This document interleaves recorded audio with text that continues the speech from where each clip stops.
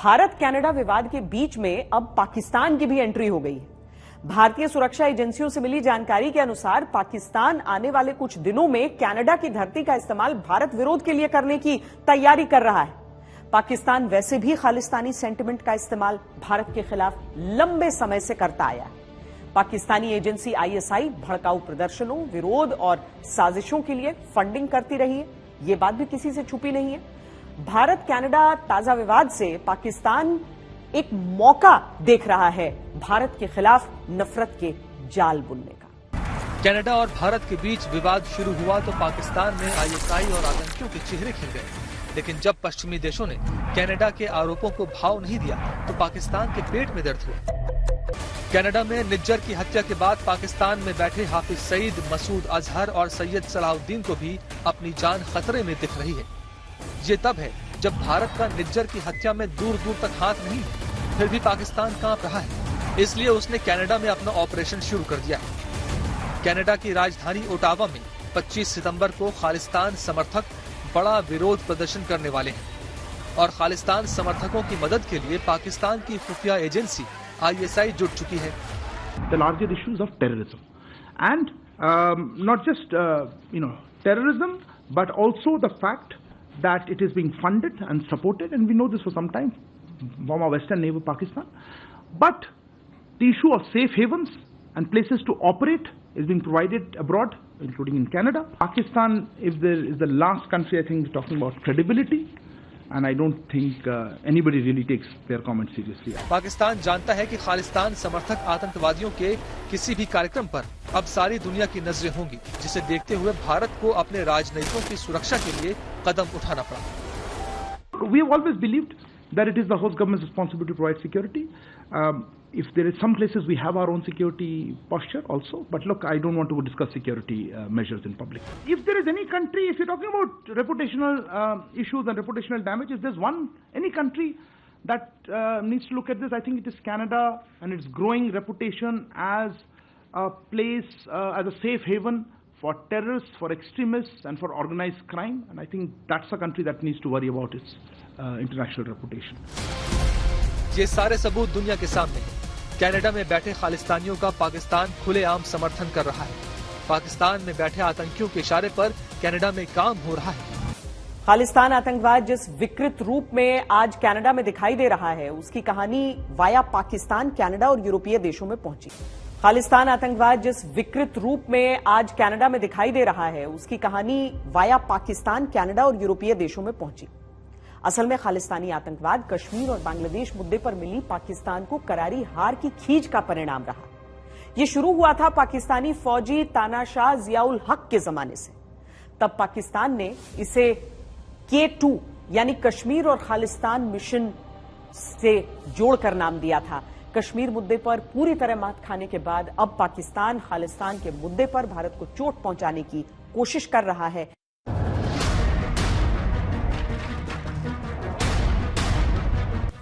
एक है पाकिस्तान और दूसरा है कनाडा। 1971 के युद्ध के बाद पाकिस्तान दो टुकड़ों में बंट गया। पूर्वी पाकिस्तान अलग होकर बांग्लादेश बन गया। पाकिस्तान इस हार से बेचैन हो गया। उस वक्त पाकिस्तान में जुल्फिकार अली भुट्टो की सरकार थी, लेकिन पाकिस्तान के दिल में इस हार की वजह से ऐसी आग लगी थी कि वो बेचैन हो गया था। टूटा फूटा कमजोर पाकिस्तान भारत से बदले की योजना बना रहा था, लेकिन उससे पहले ही पाकिस्तान में तख्ता पलट हो गया। 1971 की हार के बाद जुल्फिकार अली भुट्टो की सरकार चली गई। सेना का शासन हो गया। पाकिस्तानी फौजी तानाशाह जियाउल हक ने गद्दी पर कब्जा कर लिया। जियाउल हक ने सबसे पहले कश्मीर की लड़ाई के लिए अलग से फंड बनाने की घोषणा की। इस फंड के जरिए युवाओं को संगठन से जोड़ने का प्रयास शुरू हुआ। जियाउल हक का मोटिव था कि एक ऐसे गुट का निर्माण करें जिस पर सेना की छाप तो हो लेकिन नाम न हो। इधर 70 के दशक में पंजाब का गठन हो चुका था, लेकिन इस नए राज्य के निर्माण के साथ दुनिया भर में खालिस्तान की मांग जोर पकड़ने लगी थी। जनरल जियाउल हक ने अपने कश्मीर मिशन को बड़ा करके K2 नाम दिया। K2 मतलब कश्मीर और खालिस्तान। इस मिशन के लिए जियाउल हक ने दुनिया भर के खालिस्तानी समर्थकों को जुटाना शुरू किया, लेकिन 1984 में इंदिरा गांधी ने ऑपरेशन ब्लू स्टार करके पाकिस्तान के इरादों पर पानी फेर दिया। कश्मीर की चाहत में पाकिस्तान 4 जंगें हार चुका है। सर्जिकल स्ट्राइक और एयर स्ट्राइक के बाद उसके आतंकी मंसूबे भी मिट्टी में मिला दिए गए।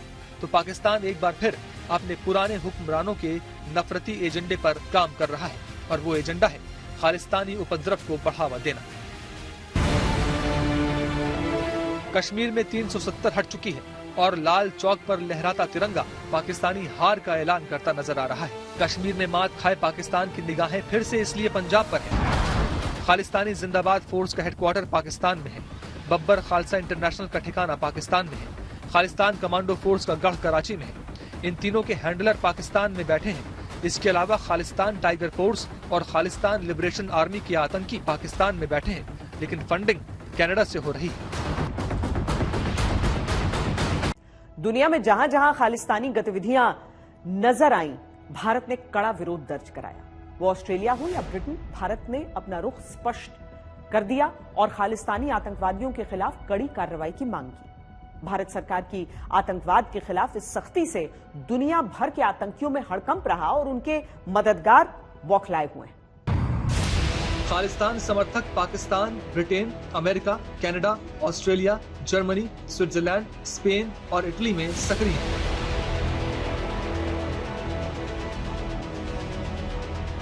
कनाडा में आज बड़े बड़े खालिस्तानी आतंकी छिपकर बैठे हैं, लेकिन इनको जन्म देने वाला पाकिस्तान ही है। खालिस्तान के नाम पर भारत के टुकड़े करने की साजिश के पीछे पाकिस्तान ही है। 2019 में भारत ने 23 पन्नियों का एक डॉसियर जारी कर दावा किया था कि खालिस्तानी गतिविधियां पाकिस्तान से चलाई जा रही हैं। खालिस्तानी आतंकी गोपाल सिंह चावला की तस्वीर जब जमातुल दावा के मुखिया हाफिज सईद के साथ नजर आई थी तो पाकिस्तान की साजिश दुनिया के सामने आ गई थी। जो भी टारगेट हुए हैं निज्जर, ये इनके आपस के बहुत झगड़े हैं खालिस्तानी मिलिटेंट ग्रुप्स के। मुझे लगता है कि उसी में से किसी एक ने इनको किया है और भारत को फंसाने की कोशिश की जा रही है। भारत प्रोएक्टिव है इस समय। भारत का मानना यह है कि भारत ने एक इन्हें लिस्ट भी दी है जिसमें लगभग 20 से ज़्यादा आतंकवादी उनके देश में मौजूद हैं।